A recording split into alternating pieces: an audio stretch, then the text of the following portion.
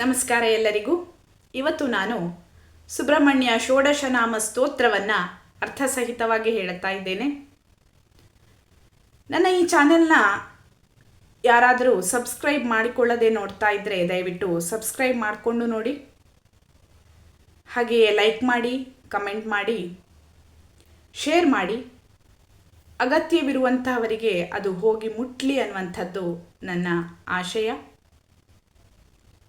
ಸುಬ್ರಹ್ಮಣ್ಯ ಷೋಡಶನಾಮ ಸ್ತೋತ್ರದ ಫಲಶ್ರುತಿಯನ್ನು ಒಮ್ಮೆ ನೋಡೋಣ. ಈ ಸ್ತೋತ್ರವನ್ನು ಯಾರು ಶ್ರದ್ಧಾಭಕ್ತಿಯಿಂದ ಪಠಿಸುತ್ತಾರೋ ಅವರು ಬೃಹಸ್ಪತಿಯಂತೆ ಬುದ್ಧಿವಂತರು, ಹಾಗೆಯೇ ಬ್ರಹ್ಮ ತೇಜೋವಂತರು ಆಗ್ತಾರೆ.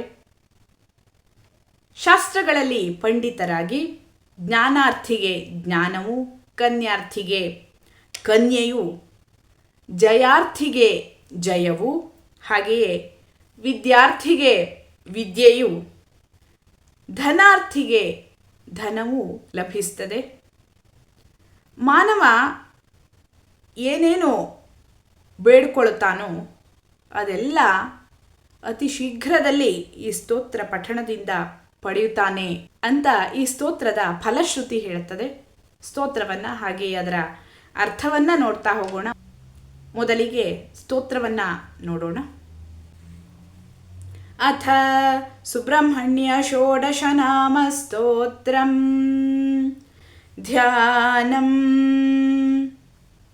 ಷಡ್ವಕ್ತ್ರಂ ಶಿಖಿವಾಹನಂ ತ್ರಿನಯನಂ ಚಿತ್ರಾಂಬರಾಲಂಕೃತಂ ಶಕ್ತಿಂ ವಜ್ರಮಸಿಂ ತ್ರಿಶೂಲಮಭಯಂ ಖೇಟಂ ಧನುಶ್ಚಕ್ರಕಂ ಪಾಶಂ ಕುಕ್ಕುಟಮಂಕುಶಂ ಚ ವರದಂ ಹಸ್ತೈರ್ದಧಾನಂ ಸದಾ ಧ್ಯಾಯೇದೀಪ್ಸಿತಸಿದ್ಧಿದಂ ಶಿವಸುತಂ ಸ್ಕಂದಂ ಸುರಾರಾಧಿತಂ.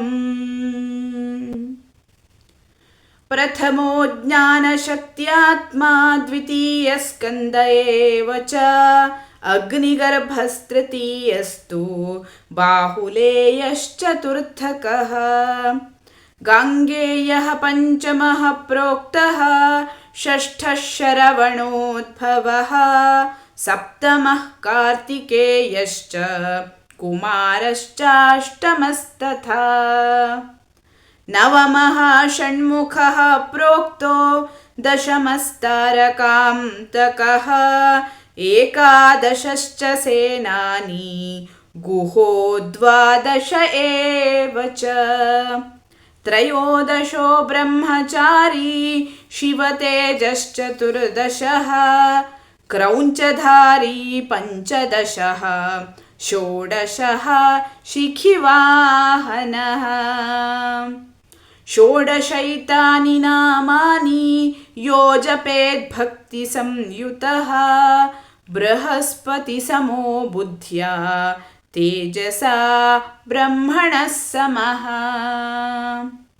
ಕವಿತ್ವೇ ಚ ಮಹಾಶಾಸ್ತ್ರೇ ಜಯಾರ್ಥಿ ಲಭತೆ ಜಯಂ ಕನ್ಯಾರ್ಥಿ ಲಭತೆ ಕನ್ಯಾಂ ಜ್ಞಾನಾರ್ಥಿ ಜ್ಞಾನಮಾಪ್ನುಯಾತ್ ವಿದ್ಯಾರ್ಥಿ ಲಭತೆ ವಿದ್ಯಾಂ ಧನಾರ್ಥಿ ಧನಮಶ್ನುತೆ ಯದ್ಯತ್ ಪ್ರಾರ್ಥಯತೆ ಮರ್ತ್ಯಃ ತತ್ಸರ್ವಂ ಲಭತೆ ಧ್ರುವಂ.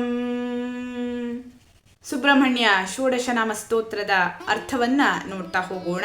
ಮೊದಲಿಗೆ ಧ್ಯಾನ ಶ್ಲೋಕದ ಅರ್ಥವನ್ನು ನೋಡೋಣ. ಷಡ್ವಕ್ತ್ರಂ ಶಿಖಿವಾಹನಂ ತ್ರಿನಯನಂ ಚಿತ್ರಾಂಬರಾಲಂಕೃತಂ ಶಕ್ತಿಂ ವಜ್ರಮಸಿಂ ತ್ರಿಶೂಲಮಭಯಂ ಖೇಟಂ ಧನುಶ್ಚಕ್ರಕಂ ಪಾಶಂ ಕುಕ್ಕುಟಮಂಕುಶಂ ಚ ವರದಂ ಹಸ್ತೈರ್ದಧಾನಂ ಸದಾ ಧ್ಯಾಯೇದೀಪ್ಸಿತಸಿದ್ಧಿದಂ ಶಿವಸುತಂ ಸ್ಕಂದಂ ಸುರಾರಾಧಿತಂ.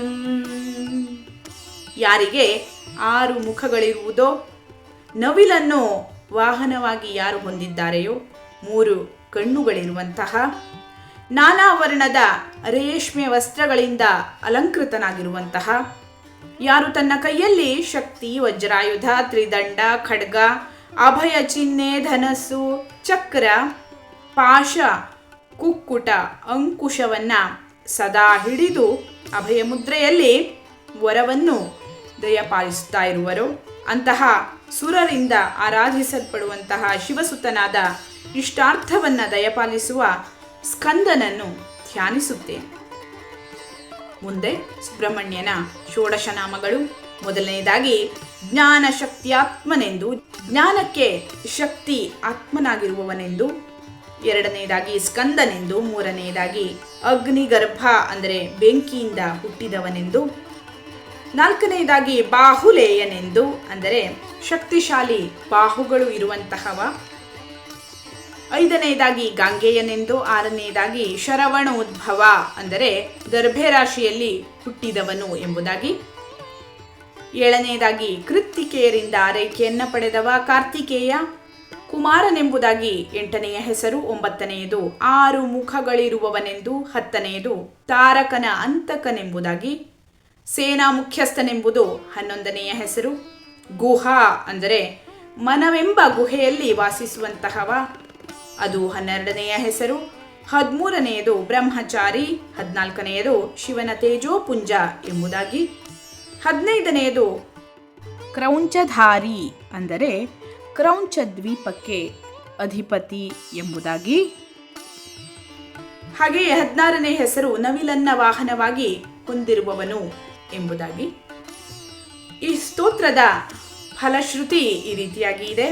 ಷೋಡಶೈತಾನಿ ನಾಮಾನಿ ಯೋ ಜಪೇತ್ ಭಕ್ತಿ ಸಂಯುತಃ ಬೃಹಸ್ಪತಿ ಸಮೋ ಬುದ್ಧ್ಯಾ ತೇಜಸಾ ಬ್ರಹ್ಮಣಃ ಸಮಃ ಕವಿತ್ವೇ ಚ ಮಹಾಶಾಸ್ತ್ರೇ ಜಯಾರ್ಥಿ ಲಭತೆ ಜಯಂ ಕನ್ಯಾರ್ಥಿ ಲಭತೆ ಕನ್ಯಾಂ ಜ್ಞಾನಾರ್ಥಿ ಜ್ಞಾನಮಾಪ್ನುಯಾತ್ ವಿದ್ಯಾರ್ಥಿ ಲಭತೆ ವಿದ್ಯಾಂ ಧನಾರ್ಥಿ ಧನಮಶ್ನುತೆ ಯದ್ಯತ್ ಪ್ರಾರ್ಥಯತೆ ಮರ್ತ್ಯಃ ತತ್ಸರ್ವಂ ಲಭತೆ ಧ್ರುವಂ. ಯಾರು ಈ 16 ಹೆಸರುಗಳನ್ನು ಭಕ್ತಿಭಾವದಿಂದ ಪಠಿಸುವರೋ ಅವರು ಬೃಹಸ್ಪತಿಯಂತೆ ಬುದ್ಧಿವಂತರು, ಹಾಗೆಯೇ ಬ್ರಹ್ಮ ತೇಜೋವಂತರೂ ಆಗ್ತಾರೆ. ಶಸ್ತ್ರಗಳಲ್ಲಿ ಪಂಡಿತರಾಗಿ ಜಯವನ್ನ ಆಶಿಸುವವನಿಗೆ ಜಯವು, ಕನ್ಯಾರ್ಥಿಗೆ ಕನ್ಯೆಯೂ, ಜ್ಞಾನಾರ್ಥಿಗೆ ಜ್ಞಾನವು, ವಿದ್ಯಾರ್ಥಿಗೆ ವಿದ್ಯೆಯು, ಧನಾರ್ಥಿಗೆ ಧನವೂ ಲಭಿಸುವುದು. ಮಾನವನು ಬೇಡಿದ್ದನ್ನೆಲ್ಲ ಅತಿ ಶೀಘ್ರದಲ್ಲಿ ಈ ಸ್ತೋತ್ರ ಪಠಣದಿಂದ ಪಡೆಯುತ್ತಾನೆ ಅಂತ ಹೇಳುತ್ತದೆ ಈ ಸ್ತೋತ್ರದ ಫಲಶ್ರುತಿ. ಈ ರೀತಿಯಾಗಿ ನಾವೆಲ್ಲ ಮಹಿಮಾನ್ವಿತವಾದಂತಹ ಅತ್ಯಂತ ಫಲದಾಯಕವಾದಂತಹ ಈ ಸ್ತೋತ್ರವನ್ನು ಪಠಿಸಿ ಕೇಳಿ ಶ್ರೀ ಸುಬ್ರಹ್ಮಣ್ಯನ ಕೃಪೆಗೆ ಪಾತ್ರರಾಗೋಣ. ಧನ್ಯವಾದಗಳು.